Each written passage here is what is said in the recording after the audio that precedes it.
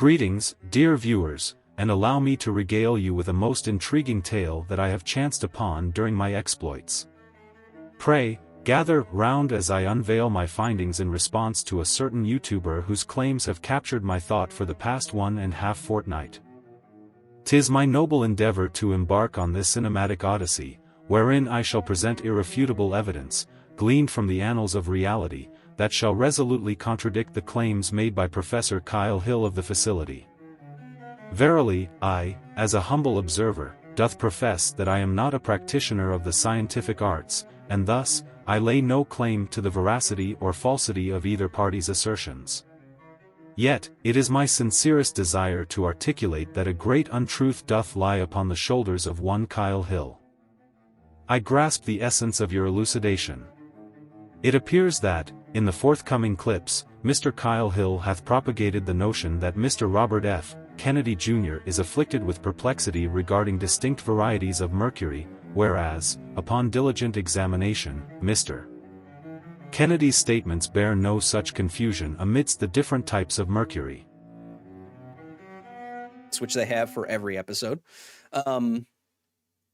They get into everything that was talked about, and instead of listening, which I've listened to the whole podcast, but instead of listening to it in real time here, which would take hours to do, we're going to go recommend flu shots that have mercury in them. First of all, it's not the same kind of mercury.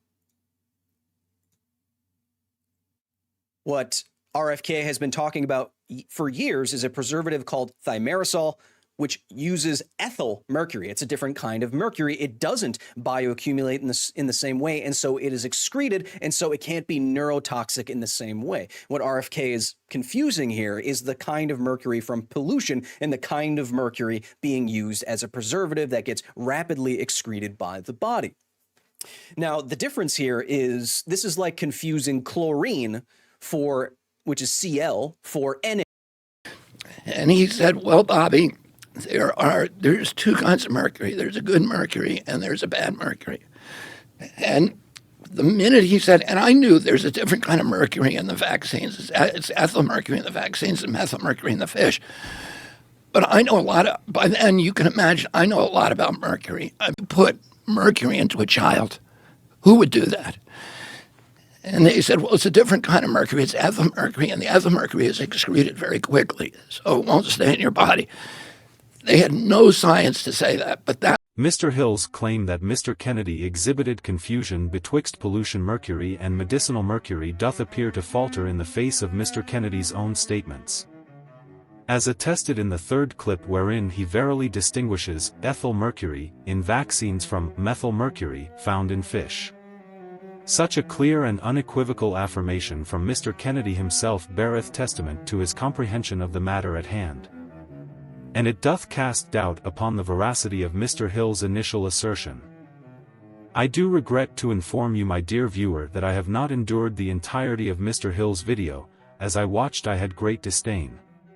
Mr. Hill very well might have corrected himself later in said video, but I have a feeling that he in fact did not. If he in fact did correct himself, then I would first and foremost like to apologize immediately for my disparaging behavior. Verily, I hast conveyed my sentiments with utmost candor and conviction. The matter at hand concerns a figure of notable influence, Mr. Kyle Hill, whose self-professed title as an award-winning science educator does indeed necessitate adherence to the rigorous standards of scientific discourse, where evidence reigns supreme.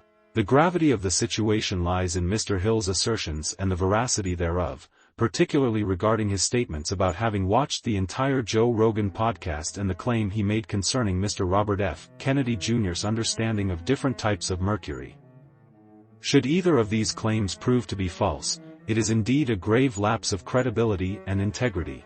To propagate misinformation, knowingly or unknowingly, befalls any purveyor of knowledge and wisdom. Those who bear influence in the public domain must be mindful of the impact their words may wield upon their substantial audience. My analogy, likening such conduct to that of a drunken sailor recounting fanciful tales of mermaids and sea beasts, doth underline the gravity of the situation. Trust and veracity are the bedrock of credibility, and when they are shaken, so too is the foundation of trust. In these tumultuous waters, it behooves us to remember the importance of critical thinking, holding all who hold sway over the hearts and minds of the masses to the highest standards of truthfulness and probity. As a steadfast admirer of Mr. Hill for nearly half a decade, it is understandable that such revelations may prove disheartening and cause thee to re-evaluate thy support for his content. May this experience serve as a reminder of the impact that words and actions may wield upon the hearts of followers and the weight of responsibility that accompanies great influence. Enough of the fancy talk now. In all, I am neutral to both sides of vaccines. I have my own opinions on them, but that is not the point of this video. Kyle Hill is a prominent public figure, and it comes to science, and to see him blatantly lie is disheartening. So much so that I decided to make this video. I would like to apologize for the low quality, but this is the first real video I have ever made. As stated before, if Kyle did correct himself later in the live stream, I will be happy to apologize, but the initial statement was still made, and again he stated he watched the whole thing, then stated that RFK didn't know the difference between the types of mercury. The clips that I pulled from the Joe Rogan podcast show that in fact RFK made the distinction, so just off of that Kyle either lied about watching the podcast or he blatantly lied about RFK's mercury knowledge.